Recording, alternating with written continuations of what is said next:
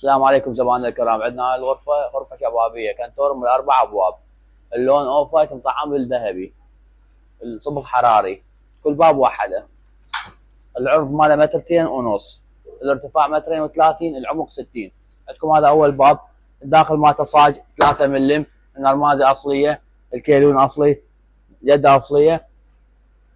الوجه مالته MDF 9 ملم. هذا بلوك بورد قاعد يتحمل وزن. سقف بلوك بورد. أول باب يجي تقاطيعه قابل للتغيير حسب رغبة الزبون.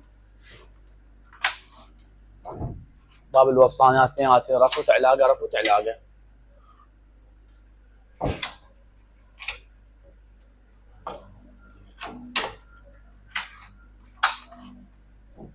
الباب الاخير كله رفوف. اللي رجل مالته خشب شعب الغزال يتحمل وزن مو بلاستيك. الظهر مالته شرشوبه شد براغي.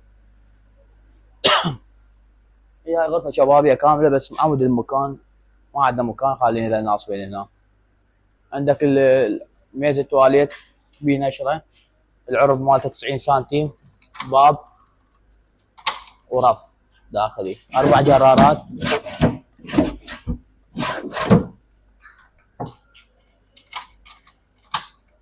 عندكم العرض مالته متر السرير والطول مترتين. وكلها من نشره حطينا له وتطعيم بالذهبي. وهذا بلوك بورد 18 ملم يتحمل وزن. هنا عندكم كومودي جراره وباب. خلينا نشرح الصوميه.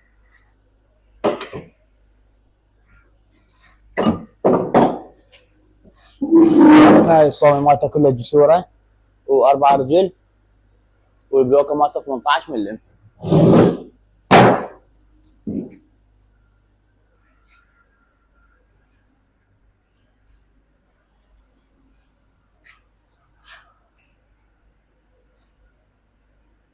لا